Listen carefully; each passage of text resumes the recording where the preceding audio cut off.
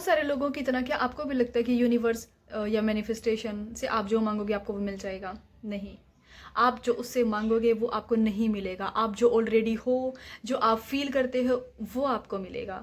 Actually universe की जो theory होती है वो आप वट क्या चाहते हो उस पर काम नहीं करता है। आप ऑलरेडी क्या हो, क्या आप उस प्रोसेस को फील कर पा रहे हो, क्या आप अपने आप को उस चीज़ के लिए वर्दी समझते हो, वो आपको मिलेगा। So in the next 5 minutes I will tell you the secret 5 steps to manifest. सबसे पहले अगर इसमें काम करता है वो है लॉ ऑफ अजम्पशन। आपको अज्यूम करना है। मान लीजिए आपको कोई नौकरी लेनी है तो आपको अज्यूम करना पड़ेगा कि आप वो नौकरी पहले ही ले चुके हो। आपको फील करना पड़ेगा कि आप उस प्रोसेस में चल रहे हो और आप वो चीज़ ले चुके हो। और अवॉइड क्या करना है आपको, जो डेस्परेशन होती है हमारी, डेस्परेशन मतलब कि जैसे हम किसी भी चीज़ के पीछे पड़ जाते हैं कि हाँ ये हमें इस तरीके से प्लान करना है, वो चीज़ हमें छोड़नी पड़ेगी। फॉर एग्जाम्पल हम जब किसी रेस्टोरेंट में भी जाते हैं तब हम क्या करते हैं, अपना ऑर्डर प्लेस कर देते हैं और सोचने लग जाते हैं कि हाँ भाई वो हमारे पास आ जाएगा अपने आप ही, और हम अपने वेट करने लग जाती हैं। सेम प्रोसेस होती है जो वो यूनिवर्स में भी अप्लाई होती है। आपको क्या करना है, आपको बस उसको ऑर्डर करना है और आराम से बैठ जाना है और वेट करना है कि वो चीज़ आपको अपने आप मिल जाएगी। सेकंड है, आपको इस प्रोसेस के लिए आप एक 5 मिनट की डेली स्क्रिप्टिंग कर सकते हैं, जो मैं खुद भी करती हूँ।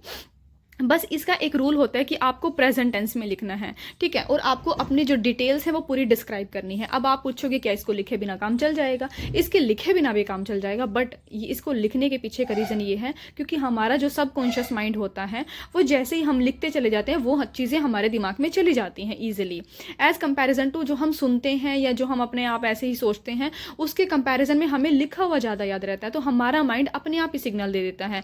अब ये सेम वैसे काम करता है जैसे कि जब हम मतलब एग्ज़ाम वगैरह में भी बैठते हैं और हमें बहुत सारी चीज़ें ऐसे याद आ जाती हैं जब हम जो हमने लिखी होती हैं या हमने वो ध्यान से सुनी हुई होती हैं। तो सबकॉन्शियस माइंड वैसे ध्यान से सुनने या ध्यान से विजुअलाइज करने से भी काम चल जाएगा, बट अगर हम लिखने की प्रोसेस एज अ मतलब बिगनर लेवल पे स्टार्ट करते हैं तब वो हमें ज़्यादा हेल्प करती है, ठीक है। अब थर्ड इसमें क्या आता है, आपको छोड़ना पड़ेगा चीज़ों को, मतलब कि आपको प्रोसेस जो चल रही है यूनिवर्स की, आपको उसके ऊपर ट्रस्ट करना पड़ेगा कि भाई वो आपने ऑर्डर कर दिया है और वो खुद पे खुद हो जाएगा। जब भी हम चीज़ों को पकड़ के रखते हैं तब हमें वो चीज़ें अपने आप ही दूर चली जाती हैं, बट जब हम उनको फ्लेक्सिबल छोड़ देते हैं तब वो चीज़ें हमारे पास आ जाती हैं, ठीक है। ऐसे हम सबके बहुत सारे केसेस में होता है, इवन मेरे साथ भी सेम होता है।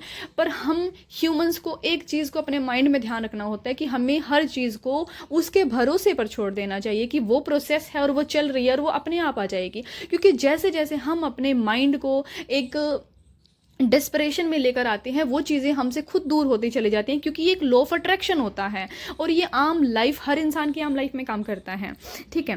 अब अगर आपको भी ये सब समझ आया है और आप भी चाहते हो इस यूनिवर्स की थियोरी को और ज़्यादा अच्छे से डिटेल में समझना और अपनी लाइफ को मेरे साथ इम्प्रूव करना, ठीक है, तो आप एक कमेंट में लिख सकते हो I am ready. Next video में हम बात करेंगे इनके और भी डिटेल सेक्शंस पर।